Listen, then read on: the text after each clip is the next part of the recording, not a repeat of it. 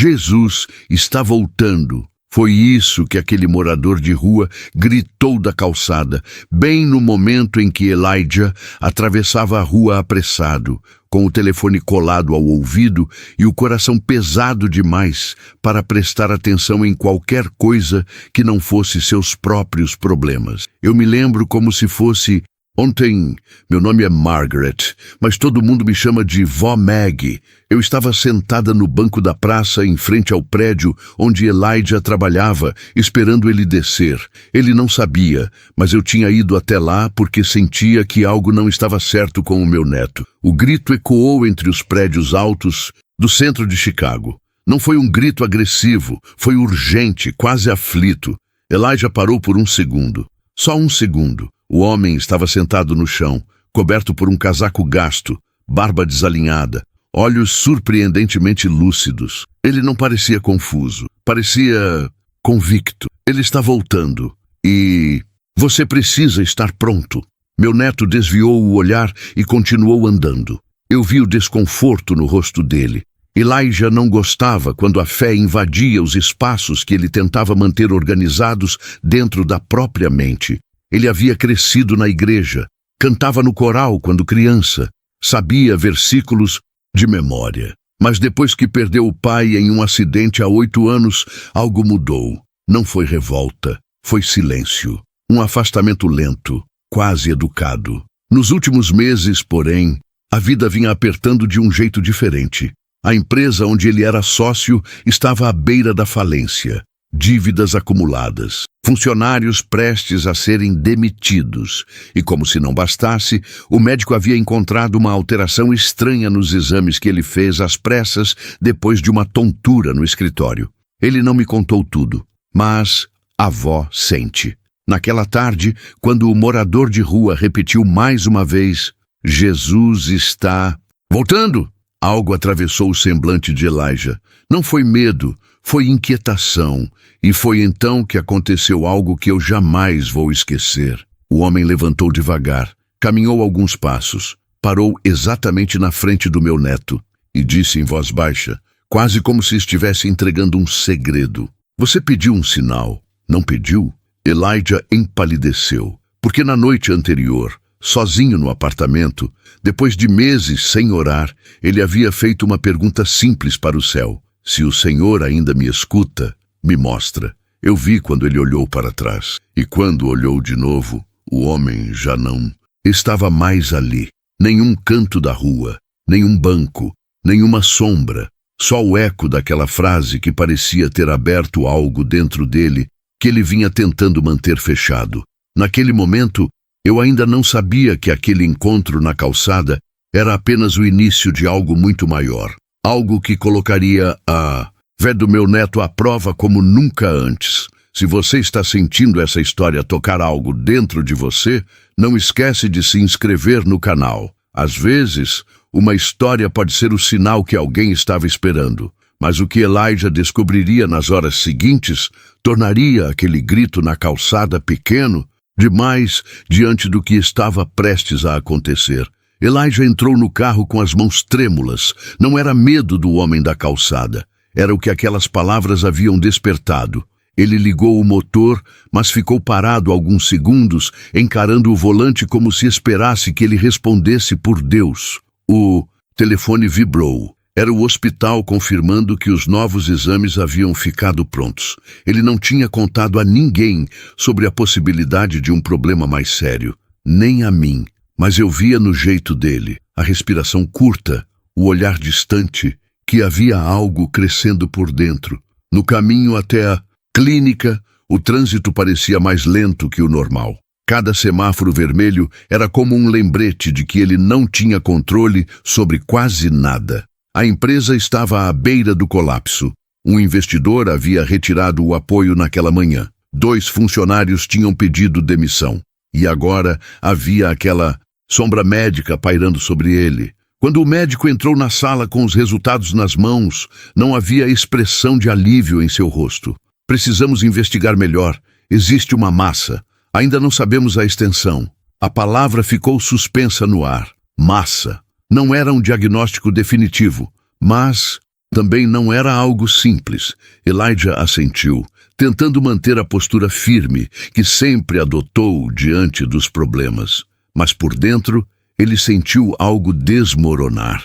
Ele saiu do consultório com um papel na mão e uma pergunta latejando na mente. Por que agora? Naquela noite, ele não voltou para casa.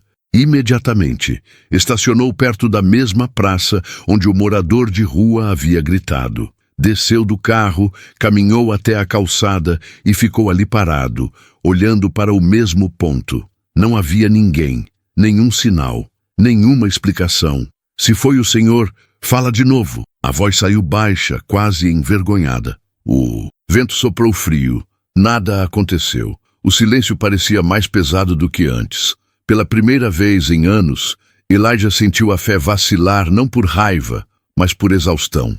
Ele não sabia se conseguia suportar perder a empresa, enfrentar um possível tratamento longo e ainda carregar a responsabilidade de parecer forte diante da família. No fundo, ele tinha medo de que aquela frase, "Jesus está voltando", não fosse um aviso de esperança, mas de urgência. E se ele não estivesse pronto? E se tivesse se afastado demais? Enquanto isso, eu, sentada na minha sala naquela mesma noite, senti algo apertar no peito. Não era dor física, era aquela intuição antiga que aprendi a reconhecer ao longo da vida. Peguei minha Bíblia, não para buscar respostas prontas, mas para orar pelo meu neto como eu não fazia há tempos. E foi ali, no meio daquela madrugada silenciosa, que algo começou a se mover de forma invisível. Elijah ainda não imaginava, mas naquela mesma noite, alguém que ele não via há mais de 10 anos receberia uma inquietação estranha envolvendo o nome dele. E no hospital, um detalhe que parecia pequeno começaria a chamar a atenção de uma médica que ainda nem conhecia sua história. Ele achava que estava sozinho na prova. Não fazia ideia de que o céu já estava rearranjando peças que ele sequer sabia que existiam. 2 dias depois, Elijah recebeu a ligação que confirmou o que ele tentava evitar pensar. A massa precisava ser removida com urgência. Havia risco de avanço rápido. A médica explicou os detalhes técnicos, falou sobre probabilidades, mencionou complicações possíveis. Ele ouviu tudo em silêncio, como se estivesse assistindo à própria vida de fora. Ao desligar, ficou imóvel no escritório vazio. A empresa estava prestes a fechar as portas e agora ele enfrentava uma cirurgia delicada. Era como se todas as estruturas que sustentavam sua identidade estivessem sendo retiradas ao mesmo tempo. Naquela tarde, ele tomou uma decisão que ninguém esperava. Reuniu os poucos funcionários que restavam e anunciou que suspenderia as atividades por tempo indeterminado. Não tentou discursos motivacionais. Não prometeu soluções mágicas, apenas foi honesto. Disse que precisava cuidar da própria saúde e que confiava que cada um encontraria um novo caminho. Ao sair da sala, sentiu uma mistura de fracasso e alívio. Pela primeira vez, ele admitia que não controlava tudo. Na noite anterior à cirurgia, ele voltou à praça. Não por acaso, mas por escolha. Sentou-se no mesmo banco onde eu havia estado dias antes. Olhou para o céu escuro entre os prédios e falou com uma franqueza que há anos não usava com Deus. Eu não sei se estou pronto para o que aquele homem disse. Eu não sei se entendo o que está acontecendo, mas se o Senhor ainda me chama pelo nome, eu preciso que o Senhor me sustente agora. Não houve voz audível, não houve visão. Mas houve uma paz discreta, firme, diferente da ausência que ele sentia antes. E foi então que alguém se aproximou. Um senhor de meia-idade, com roupas simples e olhar atento, parou diante dele. "Você é Elijah?" Ele estranhou. Confirmou com a cabeça. O homem explicou que era voluntário em um abrigo próximo e que dias antes, um morador de rua havia insistido para que entregasse uma mensagem caso encontrasse um jovem de terno naquela região. Elijah sentiu o coração acelerar. Ele disse que o tempo é sério, mas não é para medo, é para alinhamento. Disse que você já foi escolhido antes mesmo de perceber. O voluntário não pediu nada, Não fez convite para a igreja. Apenas entregou um pequeno papel dobrado. Dentro havia um versículo sublinhado e uma frase escrita à mão: "Prepare o coração." O homem foi embora sem esperar reação. Elijah ficou ali segurando o papel, consciente de que estava diante de uma encruzilhada. Ele podia tratar tudo como coincidência causada pelo estresse, ou podia reconhecer que algo maior estava se desenhando. Na manhã seguinte, ao ser levado para o centro cirúrgico, ele segurou aquele papel dentro do bolso do hospital. Quando a enfermeira perguntou se ele estava pronto, ele respondeu algo que nem sabia que diria: "Estou confiando." Mas enquanto as portas se fechavam e as luzes fortes refletiam no teto, ninguém ali imaginava que, durante aquele procedimento, algo inesperado faria até a equipe médica interromper o protocolo. E o que aconteceria naquela sala mudaria o significado de cada palavra dita na calçada dias antes. Enquanto Elijah era preparado para a anestesia, algo diferente acontecia dentro dele. Não era coragem impulsiva, nem negação da realidade. Era uma entrega consciente. Na madrugada anterior, depois de voltar da praça, ele fez algo que não fazia há anos. Ligou para um antigo amigo da época da igreja, Thomas, hoje pastor em uma pequena comunidade nos Toja, arredores da cidade. Não pediu oração genérica, pediu direção. Thomas não dramatizou, apenas disse: "Antes da cirurgia, perdoe quem você ainda carrega no peito e entregue seus planos, não só seu medo." Aquela frase ficou ecoando. No silêncio do apartamento, Elijah escreveu mensagens que estavam atrasadas havia tempo demais. Uma para o antigo sócio com quem rompeu de forma amarga. Outra para um funcionário que ele dispensou com frieza meses atrás. E uma última que demorou mais para sair, direcionada ao próprio Deus, não pedindo cura, mas alinhamento. Ele não sabia explicar, mas sentiu que precisava ajustar o interior antes de enfrentar qualquer milagre exterior. Na manhã da cirurgia, enquanto eu orava em casa, senti uma convicção serena. Não era desespero, era preparação. Eu não pedi que Deus evitasse a sala cirúrgica. Pedi que Ele estivesse nela. E ali, sem que Elijah percebesse, pequenos detalhes começaram a se encaixar. A médica responsável pelo procedimento não era a que inicialmente faria a operação. Houve uma troca de plantão inesperada na noite anterior. A nova médica, Dra. Collins, tinha experiência específica em casos semelhantes e uma sensibilidade incomum ao revisar exames.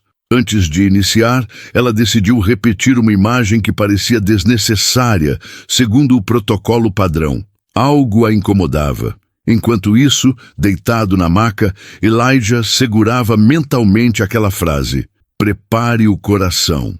Ele fechou os olhos e, pela primeira vez desde a morte do pai, disse em pensamento: "Se o Senhor está voltando, então começa voltando dentro de mim." Não foi uma declaração pública, foi íntima, silenciosa. E naquele exato momento, dentro da sala de exames, a nova imagem revelou um detalhe que havia passado despercebido nos laudos anteriores. A localização exata da massa não era a que constava nos relatórios iniciais. Isso mudava completamente a abordagem cirúrgica. A equipe precisou ajustar o plano poucos minutos antes do início. Do lado de fora, ninguém sabia. Eu apenas sentia que algo estava sendo conduzido com precisão invisível. Não era espetáculo, era estratégia. Se essa jornada está tocando você, inscreva-se no canal e continue caminhando conosco, porque algumas histórias não falam apenas de milagres, falam de preparação para eles.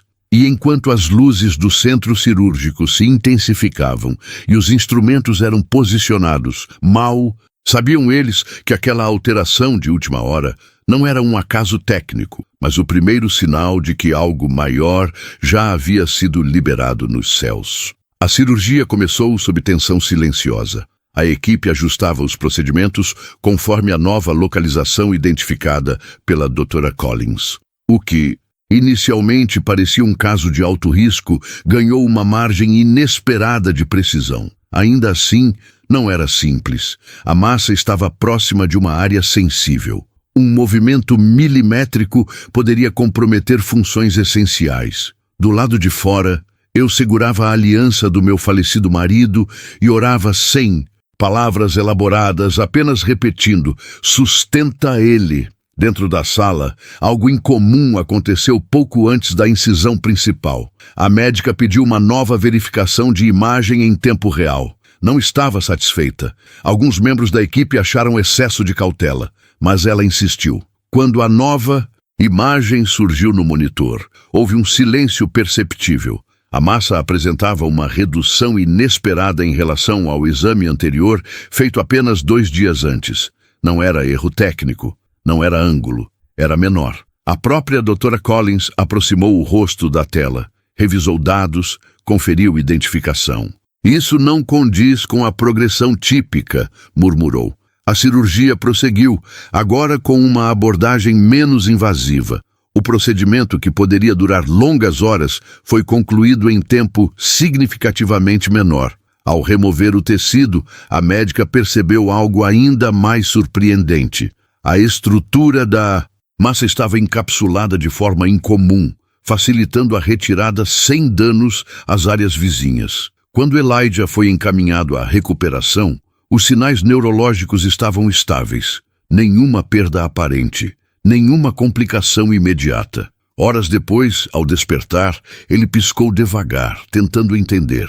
Onde estava? A primeira coisa que fez foi mover as mãos, depois os pés. Em seguida, levou a mão ao rosto. A enfermeira chamou a médica, que realizou testes simples ali mesmo. Respostas rápidas, coordenação preservada. Não era o cenário que haviam preparado como provável. Quando eu pude entrar no quarto, ele estava consciente, cansado, mas lúcido. Seus olhos estavam diferentes. Não era apenas alívio, era compreensão. Vó, eu senti paz. Ele não descreveu luzes nem vozes. Disse apenas que, no instante antes de perder a consciência, uma certeza tomou conta dele. Ele não estava sendo levado, estava sendo conduzido. No relatório pós-operatório, a Dra. Collins registrou que o comportamento da massa não seguia o padrão esperado para aquele tipo de lesão. Indicou acompanhamento, mas destacou a evolução incomum. Para a equipe, foi um caso clínico atípico. Para mim, foi resposta. Mas o que realmente nos deixou sem palavras aconteceu 2 dias depois, quando o laboratório entregou a análise final do tecido removido. O resultado não correspondia à suspeita inicial de agressividade elevada. Era benigno. E enquanto Elijah tentava entender como tudo havia mudado tão rapidamente, ainda havia algo que ele precisava descobrir sobre aquele homem da calçada. Algo que transformaria o milagre médico em apenas parte de uma história muito maior. A alta médica veio mais cedo do que qualquer previsão inicial. Elijah saiu do hospital caminhando devagar, mas firme. Não havia sequelas aparentes. Os exames seguintes confirmaram estabilidade. A empresa, que ele acreditava ter perdido para sempre, começou a se reorganizar de uma forma inesperada. O antigo sócio respondeu à mensagem enviada na noite anterior à cirurgia, não com acusações, mas com um pedido de conversa. A reconciliação abriu portas que antes estavam fechadas por orgulho. Um novo investidor surgiu semanas depois, indicado justamente por um dos funcionários que ele havia tratado com sinceridade antes de suspender as atividades. Mas a transformação mais profunda não foi financeira nem médica. Foi interior. Elijah não voltou para a igreja por impulso emocional. Ele voltou diferente. Começou a servir discretamente em um abrigo próximo ao centro, o mesmo onde o voluntário disse ter recebido a mensagem do morador de rua. Ele queria encontrá-lo novamente. Queria entender quem era aquele homem que falou com tanta convicção. Perguntou aos responsáveis pelo local, mostrou fotos da região, descreveu a aparência. Ninguém soube identificar alguém com aquelas características fixas. Alguns disseram que moradores de rua passam por ali, mas nenhum com aquele olhar descrito por ele. Foi então que o voluntário revelou algo curioso. No dia em que entregou o recado, o homem que lhe pediu a mensagem não parecia viver nas ruas. Estava limpo, articulado e desapareceu logo após a conversa.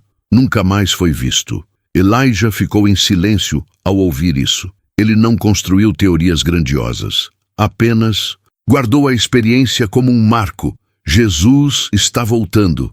A frase deixou de soar como ameaça ou alarme. Tornou-se ajuste de direção. Ele entendeu que estar pronto não significava prever datas, mas alinhar o coração diariamente. Hoje, quando me sento na varanda e vejo meu neto brincando com os filhos, percebo que aquele grito na calçada foi mais do que um aviso. Foi um chamado pessoal, não para medo, mas para despertar. A medicina fez sua parte com excelência. As decisões humanas também tiveram peso, mas houve detalhes que fugiram da lógica comum. E foram esses detalhes que mudaram tudo. Elijah aprendeu que fé não é fuga da realidade, é posicionamento dentro dela. Ele não se tornou alguém perfeito, tornou-se alguém atento. E todas as vezes que passa por aquela mesma rua no centro, ele desacelera. Não porque espera ver novamente o homem da calçada, mas porque lembra que o céu pode interromper a rotina quando menos se espera. Se essa história falou com você de alguma forma, inscreva-se no canal e continue caminhando conosco. Às vezes, o que parece apenas uma frase jogada ao vento pode ser o início de uma mudança silenciosa que redefine completamente o rumo da nossa vida. E talvez, enquanto você ouvia essa história, algo também tenha começado a se mover aí dentro.